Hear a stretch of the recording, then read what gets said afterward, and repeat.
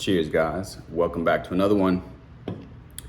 We're going to be covering, and I did a video like this before. I like doing these comparison videos because I think they shed a lot of light on other perspectives and other ways of viewing this entire thing, right? If you're watching this, you probably are familiar with a lot of Neville's ideas. I'm not gonna go super in depth on them in this because I feel like they've been passed around the internet, beat to death almost. You know, obviously we got state akin to sleep, feeling of the wish fulfilled, inner conversations. There's tons of Neville Goddard techniques out there. And I covered in the last comparison, Frederick Dodson's pure technique versus Neville's SATS technique. But in this one, we're basically going to dive in. I'm going to go into Vadim Zeland's book. His most popular book is Transurfing, but this one, which is less well known, and I would say really, really dope in a different way because it's really giving you some actionable techniques and understanding on a different level, called Tufti the Priestess. And in this, I'm going to do a reading from this so that you guys get a perspective that I think will be really, really valuable going forward. I should definitely do like a book list on my favorite books as it pertains to all these topics, because this one would definitely be up there. And so with that being said, let's get into it. So we're talking about in this book, in this excerpt, I'm gonna read this part from Fatal Dilemma onward. We talked about how reality itself is an illusion. That does not mean it's fake. To itself, reality is real. It is only to you that reality is illusory and uncontrollable, because you aren't aware of the properties of reality or how to use them. It's like not knowing you can ride a horse. If you don't ride the horse, it will gallop away with you and won't be yours to control. Reality isn't yours to control either. It has nothing to do with you. But if you are aware of its properties and use them, the illusion will become subject to your will. It will be yours. The image is the subject of your thoughts and action. This is always primary. The reflection is you, your environment, your physical life. The image is the message you send out. What you give out is what you get back. Make-believe and imitation is your way of composing the reflection. What you imitate is what you get. Who you pretend to be is who you will become. Prerequisites: it's a game, but a systematic game taken with absolute seriousness. The image and the reflection become each other. They flow into each other in the sense that the image of your thoughts and actions has an effect on your entire life, and life in turn affects your behavior and thinking. So it's a feedback loop.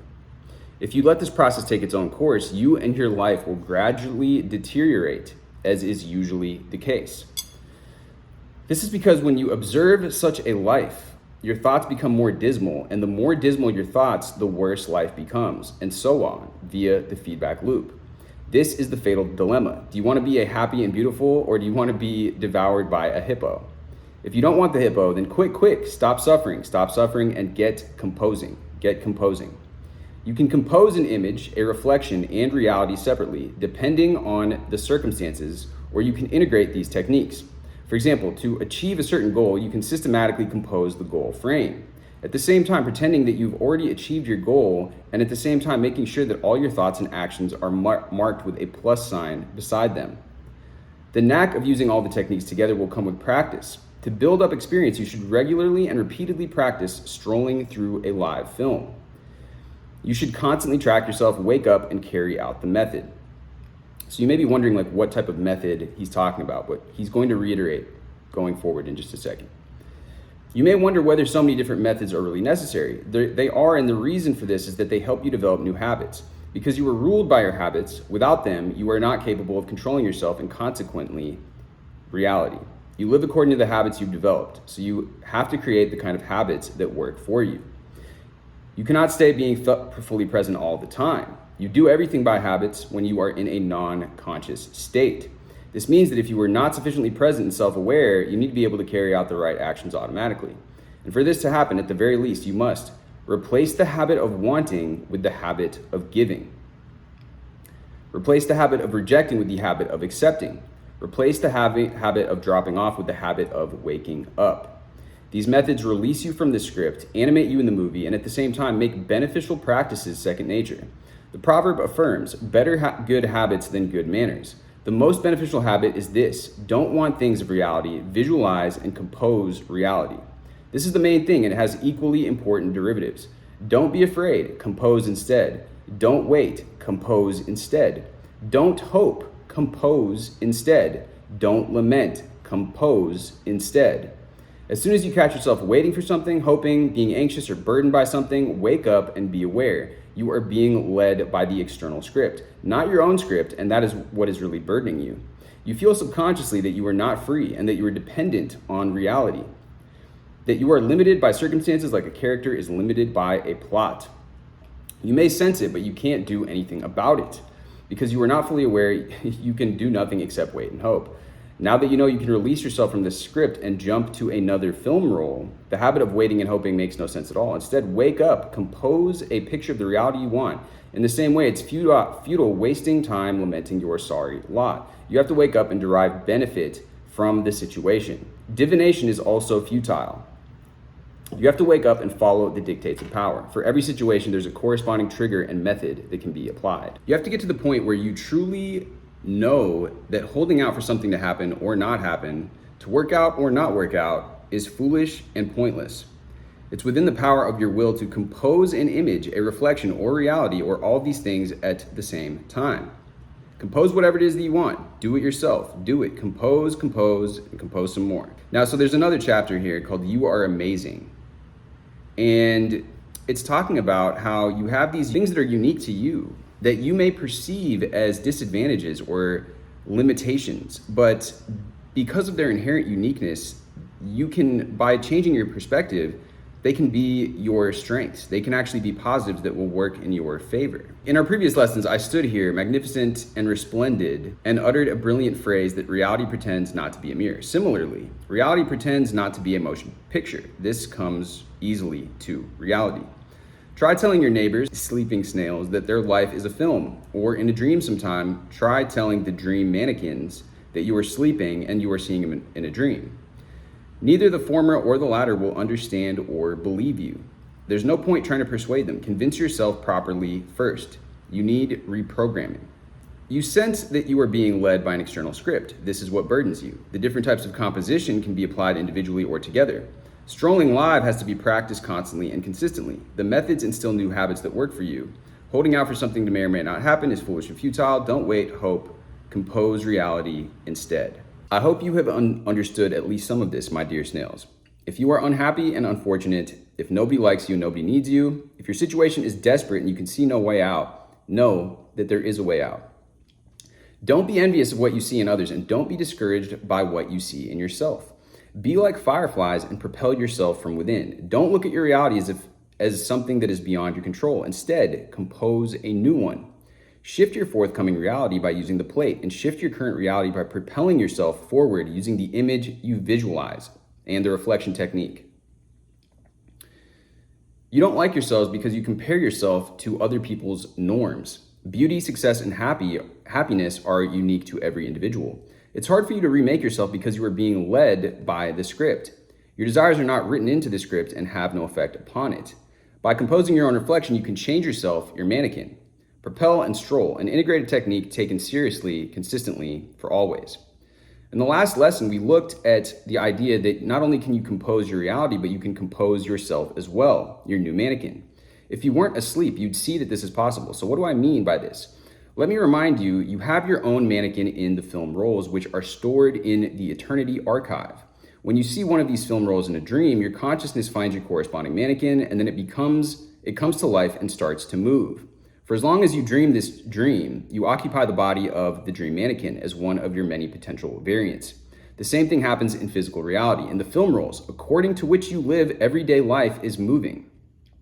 On each new film role, your consciousness enters the next version of the mannequin, which then comes to life and becomes you in the current frame.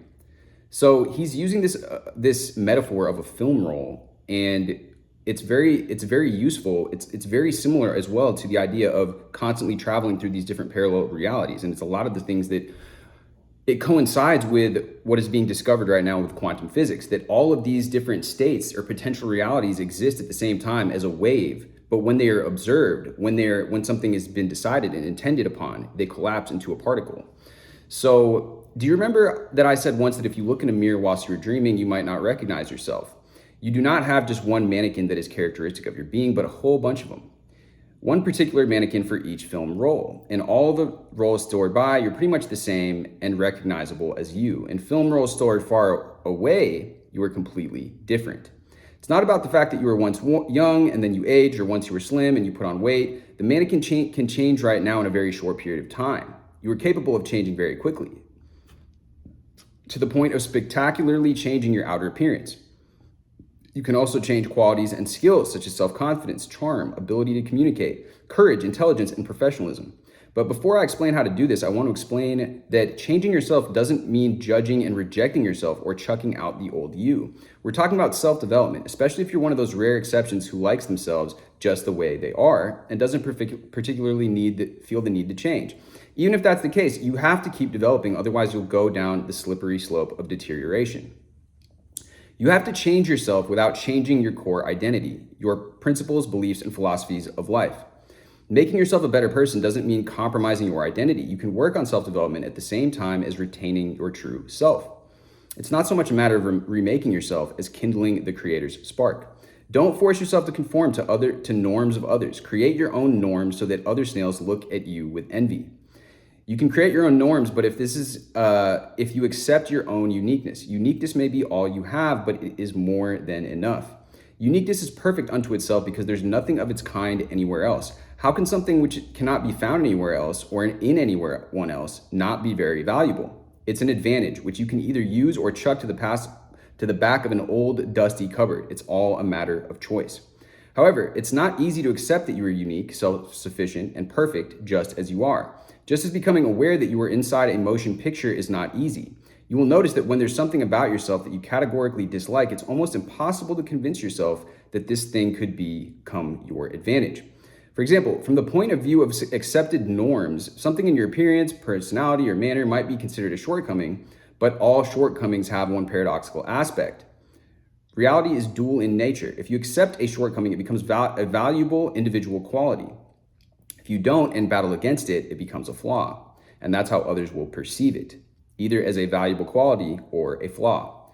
You are perfect just as nature and the creator intended. Perfection is when an individual is embodying their uniqueness in harmony with their true self. Where there is acceptance, harmony will appear, and the opposite is true. Any negation gives rise to disharmony, which everyone notices. So take a good look at your shortcomings before you hurry to get rid of them. Perhaps accept them, and they'll transform into your unique qualities and become an advantage. Look attentively without paying any attention to what other people consider normal. Try to relax at least for a few days and just accept being you. You'll see for yourself what happens. Perhaps you will end up liking you just the way you are. Of course, you still need to be able to distinguish shortcomings from vices. An obvious vice or weak point that directly harms you, your health and reputation, for example, or that harms others should be rooted out. Some things are obvious and there's no need to go into them here, but in everything else, it's better to develop your positive qualities than to battle with your shortcomings. Focusing your attentions on your shortcomings, including physical ones that cannot be eliminated, only makes them worse. If, however, you can root out a shortcoming via self-development, you should work on self-improvement, but only on the condition that you actually have the desire to do so. If you don't desire to change it, then don't trouble yourself and concentrate on your finer qualities. Otherwise, life will become a constant battle. Developing existing qualities is much more effective than rooting out your shortcomings and doing something with them. Developing your finer qualities will most likely eclipse your shortcomings or remove them automatically. And then they'll fall away of their own accord. So don't dwell on feeling deprived in some way. You must find your true goal, life purpose, and begin moving towards it. Your life purpose is what inspires you and benefits others as well as yourself. You may not know what it is, but the creator spark knows. Kindle it. Self-development helps to shake off stagnation, find your purpose, realize your purpose. Without movement and development, you will not have the energy to trigger meta power. You want to be a better person, improve your physical fitness and appearance, develop skills and talents, or are you too lazy? What do you mean you don't want to? Look at yourselves in the state you're in with your crooked legs, silly horns, round tummies, and hungry mouths. Despite all that, you're perfect because the creator's spark is present within you. You have to realize your perfection and kindle the spark. In what manner your perfection will manifest all depends on your personality, and whether it will be revealed at all depends on your intentions. Let's say you want to have a beautiful body, transform yourself into a charming personality, pleasant in all respects, or become a highly paid professional in a particular field. Essentially, this means occupying your perfected mannequin on a fundamentally different film role. Have no doubt that this film role and the corresponding mannequin exists. All you have to do is get there. The goal is achieved via triple action: propel reality, propel yourself from within. Let's look at all three components individually. 1. Propel reality with the help of the plate. Compose a reality in which you already have what you want and already embody the person you want to become. Compose a new you in a new reality. Literally do this several times during the day or more. Become fully present. Activate the plate, and without losing a sense of the plate, picture the scene you desire, the end result, the target frame, with your thoughts and words. Visualize it as best you can. Do the exercise in a relaxed manner for no more than a minute at a time. Remember, it's concentration and meta power that makes this technique work. Don't hold back when you set your goal. Go for it. Think big and set your sights high from the outset. Set yourself a goal that will awaken the genius in you. Become a genius in a specific field or in your general attitude towards life. Then, regardless of your specific abilities, you will start being brilliant. That said, if you have no aptitude at all for something that attracts you, it might be worth considering whether this is your true path. If you're following your heart's desire and if it's basically achievable, there's no reason why it can't be realized. It comes down to perseverance and composing your new reality consistently and coherently. You have the spark of the creator within, which you can kindle into a flame and turn into a masterpiece. After some time, you'll notice that you're able to do things you probably weren't capable of doing before. It's not superhuman, it's not a miracle, it's just a technique. By setting a reality in which you're brilliant, you move on to film roles in which you do brilliant things. I repeat, the reason for this is not that you have the necessary abilities per se, but because it's the nature of the script. It simply comes down to the fact that on other film roles, you will have things that you don't currently have or haven't even considered. There, in a new mannequin, new abilities will manifest themselves and new means of realizing your ideas can be found. You will spot them as long as you aren't sleeping. 2, propel yourself. I remind you that to propel yourself in relation to other people means to compose an image. To propel yourself in relation to reality of your everyday life means to compose a reflection. In a general sense, the act of propelling involves being consciously aware of your motives and actions. When you aren't consciously aware, you are drifting in accordance with the script. All messages you put out to the mirror that concern other people will be reduced to a give me, give me. And those that concern reality will come down to I want. And yet, there comes a point in time when you are able to release yourself from the script. Then you can become fully present and recall the image composition method and reflection composition method. In relation to other people, replace all your give me's with here, take. After persistent practice, this manner will become a habit and start to create an impression. You'll naturally become a very charming personality without having to fake it because your habits make up part of your mannequin. Together with your own transformation, you'll see the problems that troubled you so much have either solved themselves or simply fallen away. Take a good look at the setting and image chapter and you'll see all the give me's and the corresponding here, take alternatives. The same thing goes for reality.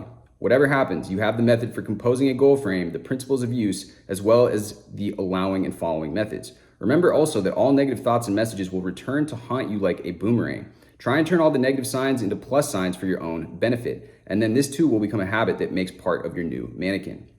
What should you do if right now you can't think of anything that you can give or any message you want to put out into the universe? This is where the imitation technique comes in handy. You can transform the reflection into an image or subject by pretending that you already have something you do not currently have and you already are the person you'd like to be. As the same as the game, so the reality. What you imitate is what you get. Who you fake is who you will become. The reflection flows into an image. We'll go into this in more detail in the next chapter. So here he's going into imitation, which I've referred to before and is analogous to the modeling idea in NLP or method acting, or you could liken it to shifting states, but it's essentially seeing what that looks like. And that's what Frederick Dodson describes in the Pure Technique, seeing yourself in the third person so you can view exactly what these characteristics, this way of being, this new state or viewpoint is going to look like. So first of all, you have to totally believe that imitation is possible in principle. It is possible to compose not only reality, but yourself, your own new mannequin. And at the same time, the mannequin will change. By shifting the film roll and the reflection in turn, you will change and become the way you dreamed of seeing yourself. Do you find this hard to believe, my wary ones? This is because you have already tried something similar and it didn't work. You've always tried and failed because you were working in passive mode. In your dreams, you draw yourself in rays of glory, but this is ineffective, as you now know. You have to use the plate.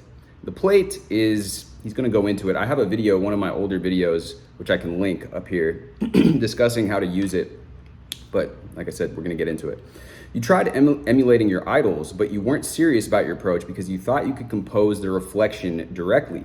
You were not consistent because you did not see instant results, and you decided to give up. It is totally realistic to improve and remake yourself. Only in order to do so, you must listen to your priestess. When you propel yourself from within, you can be amazing. Moving from within, you can become great. And when you move in this way, simultaneously moving your own film, you can transform your entire life into splendor. I envy you. And why am I telling you this? And now, the integrated propelling strolling method. So 1, compose a new reality and yourself within it. 2, pretend that you already live in this reality and have already embodied that new self. And 3, of course, act, create, fan the creator's spark within. This is what we talked about earlier. It is what you are capable of doing inside the film. Propel the forthcoming frame, propel yourself from within. Take it all seriously, practice consistently, and for a relatively long period of time. Always. Then from film roll to film roll, from reflection to reflection, your mannequin and your life will begin to change. You will see change. Of that, there is no doubt. So he's talking about the identities, your own uniqueness. So here is the 3 achievements way. You occupy the body of a mannequin as one of your many variations. This goes hand in hand with the ideas of parallel universes of self, or the parallel timelines. You have to develop whilst retaining your true self. Change without betraying self. Uniqueness is all you have, and this is enough. A shortcoming should either be rooted out or accepted. When you accept a personal shortcoming, you can turn it into a positive quality. Don't battle with your shortcomings, develop your finer qualities. Before we get into how to compose your mannequin, your own mannequin, I'll explain why this is worth doing, because it's a matter of importance. There's one universal formula that is 100% reliable. Life will work out if you accept that you are a unique miracle with all your shortcomings, just as you are, and then decide to enjoy yourself in the life you have. If you can simply enjoy life, then your life, and everything in it will improve automatically. However, it is quite hard to achieve this. Too great of a burden of various molds and standards. Conventional norms and limitations have been placed on you since birth. There are 3 concrete actions you must take in order to free yourself from the burden. First, don't focus on your shortcomings. Don't allow yourself to dwell on feeling deprived in some way. This is a destructive state. The shortcomings will only become worse, and this will lead to greater deterioration. You have to shift into a different, more constructive state. This will help with the second action. Second, you should have a goal in life, something inspiring that fills you with enthusiasm and benefits you and others. If you feel apathetic about life in general and you don't have a goal, if you look at it from a different perspective, when you have no goal, you feel apathetic about life. When you have no goal, there's nothing to desire. If you experience no sense of striving, there will be no movement in your life. No movement, no energy, no life. So you must find your true goal, your life purpose, and begin moving towards it. Without a life purpose, there's no you. You are simply an empty space. If you haven't yet found a life purpose, the third action will help you do so. Third, whether you know what your life purpose is or not, you should concentrate on personal development, on remaking yourself. Focus on yourself constantly. Kindle in yourself the creator's spark. Work on self-development and self-improvement. This method delivers 3 achievements instantly. First, you shake off any feelings of being deprived. Second, you find your life purpose. And third, you realize life purpose. Well, what else did you expect? There's no magic wand. There is the plate though, but you have to work with it. It won't happen whilst you're lying about on the sofa. Exactly, guys. As you now know, goals are achieved through triple action. Propel reality, propel yourself from within. Self-development is always a worthy goal and path. Your life purpose on this path will find itself, and once you've found it, there should be no stopping you. Remember, there's either self-development or deterioration. You mustn't think of self-development as an onerous duty or heavy chore. Quite the opposite. It's much harder to experience stagnation, inactivity, and laziness. Working on yourself is no chore, but pleasant preparation for something even more pleasurable. You get ready when you're going to a party, don't you? Smartening yourself up. Well, today is the party. A one-time preparation won't be enough for what will come to tomorrow in a month's time or a year from now. To summarize what's been said, become magnificent and turn your life into pure magnificence. You have to shift yourself out of a state of stagnation and degradation. The way is to find your life purpose, your true goal, and take steps towards it. Your life purpose is your route to self-realization. Without a life purpose, life is nothing more than a mindless existence. Even if you do not yet know what your purpose is, the creator spark that smolders inside you knows, but the spark has to be kindled. By kindling the creator's spark and working on yourself, you achieve these three things. You leave stagnation behind, you find your life purpose, and you realize your life's purpose. This is why you need to compose a mannequin as well as your reality. Remember the integrated propel stroll method and what we said about it. Follow this method and everything in your life will right itself. Aside from the issue of life purpose, there's another good reason to follow this method. Self-development creates movement. I repeat, without movement, there's no energy, and without energy, there can be no life. Just a fading of life. To trigger meta power, you have to have sufficient amounts of personal power, energy. When you move, because you're developing yourself, you can receive this energy. Motion creates emotion, right? No one can know better than you the direction in which you should develop. If you don't have a clear idea yet, ask yourself the question and set the goal of developing yourself, and it will come to you. As far as one's life purpose is concerned, there are other details to be taken into account. 1, follow the call of the heart. Find the things that are meant for you and the things that could have been made specifically for you, things that are right out of the box. 2, follow your own path, not the footsteps of others. Don't copy the experience of others. Indulge in the luxury of being unique in everything. I could write a whole book on this theme. Yes, you will have to read other books besides this one. Don't be lazy. Don't be lazy, my dear ones, but study diligently. You don't want to be snails forever, do you? At the end of our last lesson, we said the imitation technique will enable you to acquire qualities that you don't have yet. Let's recall objectives. Acquire a beautiful body, transform yourself into a charming personality, pleasant in all regards, and become a highly paid professional. Even though you may not have all of this right now, you can fake having it right now. Then, as you already know, reality will find a way of manifesting the illusion you've created on the physical plane. You should literally imagine that you have all these positive things, despite the fact that, so far at least, you're faking it and it's just a game. Observe others who have these things. Initially, copy how they hold themselves, especially if you don't have your own image of what this might look like. For your draft version, the experience of others will do. Later, your individuality will begin to show itself more strongly. Take note of what you admire in others. Irrespective of whether they work in the same field as you, you can always learn from brilliance. I do such and such just as admirably as so-and-so does. Is there something you admire? I want to be able to do the same and create the same wonderful life for myself. Soak up the finesse that you find so attractive and adapt it to your life as a projection. Declare this intention using the plate. You only need to capture a projection of brilliance rather than trying to copy every single detail. I want to emphasize you don't need to copy an entire example, just their general sense of self and general air, a person's state. Adopt a state that makes you feel good about yourself. You have a beautiful body, a charming personality, you're a highly paid professional. How would you feel if this were the case? What you would feel is the required state you must capture for this exercise. What you have determined the emotional state, behave as if you already had what you're striving for. Create a virtual reality with your thoughts. Illuminate that visualization with the plate from time to time. Recall your vision more frequently. Run it in the background and be consistent. Even if your physical body and everything else about you is far from being perfect, you can still live the feeling, fake it, become accustomed to it. Is this copying? Yes. But if your approach is serious and consistent, reality will take it very seriously indeed. Reality will not tolerate an illusion that is not of its own making, so the illusions that you create will either manifest in the physical plane or be destroyed. Don't worry, my darlings, the latter's unlikely, as long as you don't go looking for trouble and push things too far. Even children know that a game is a game and keep within the limits of what's real.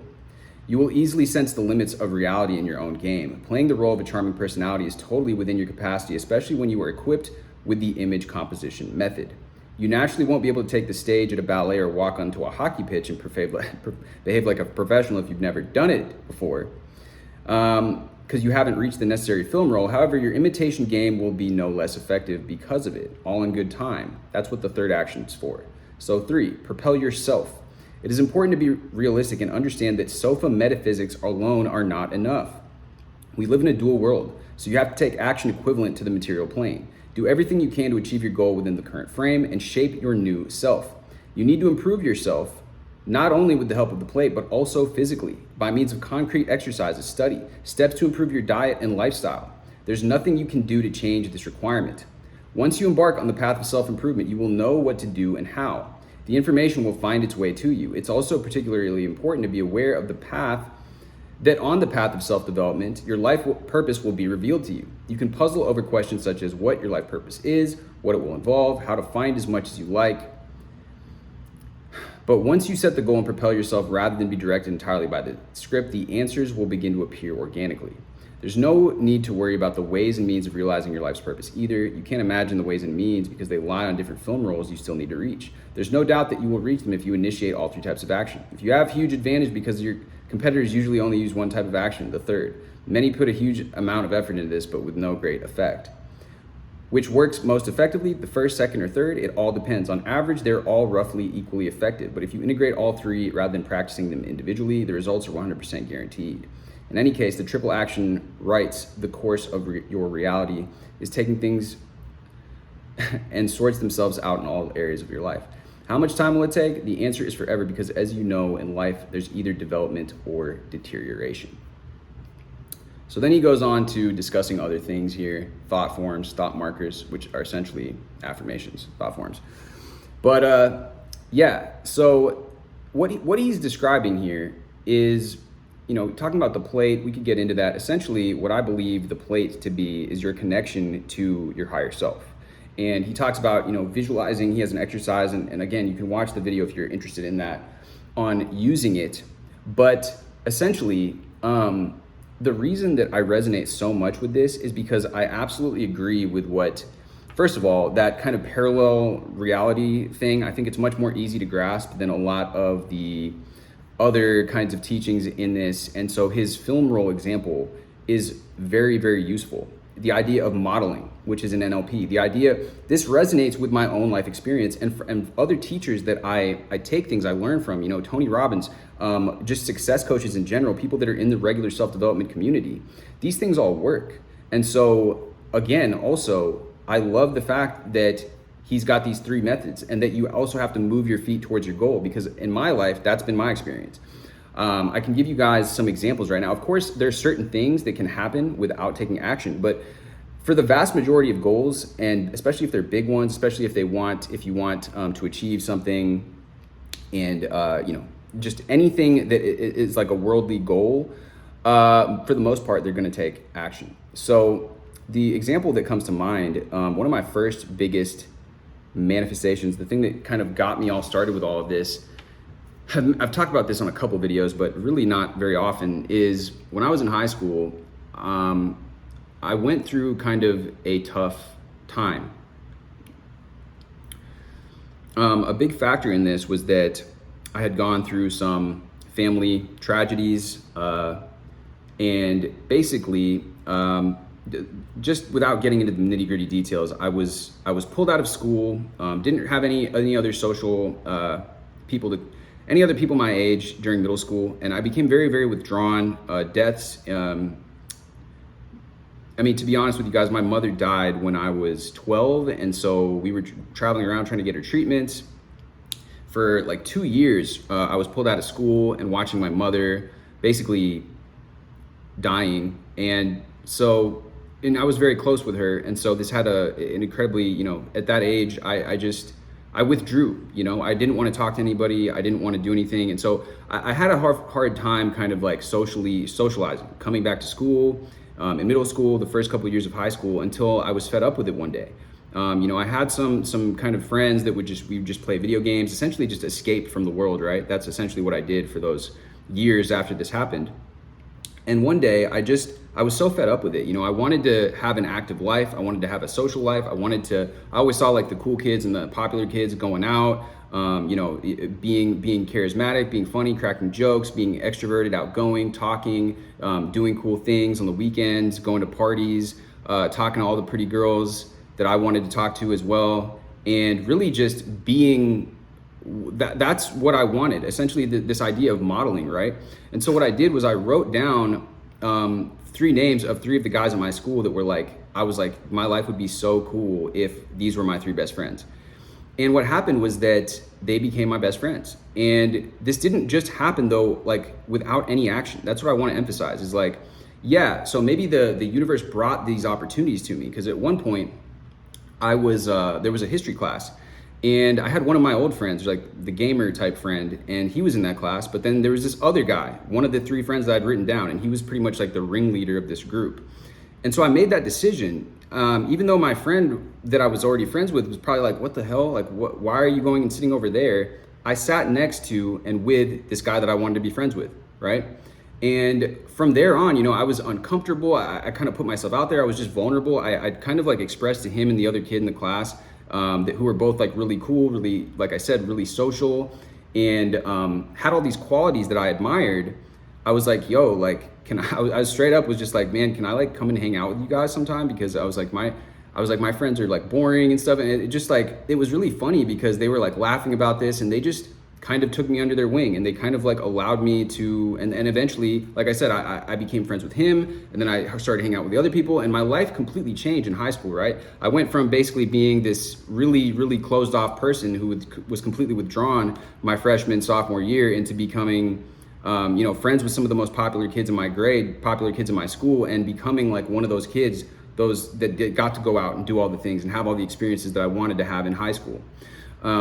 And so that was one example. And there's another example, like this idea of propelling yourself and becoming a firefly in your environment is very, very, it resonates with me very deeply, right? Because throughout going through this process in high school and even beyond, gaining those social skills, me becoming that version of myself, it required me to put myself in uncomfortable positions. You know, some advice that I hate in the dating community is like, just be yourself. And that's what's touched on in this book, right? Is like, he says, you have to change yourself without changing the core of yourself. And when you go around, especially like men that get this advice, because I have friends that coach guys on dating, and you know, I know how I used to be when I was like I said before, I got out of my shell. And when you have this like withdrawn energy, you can't even speak up, like people can barely hear what you're saying.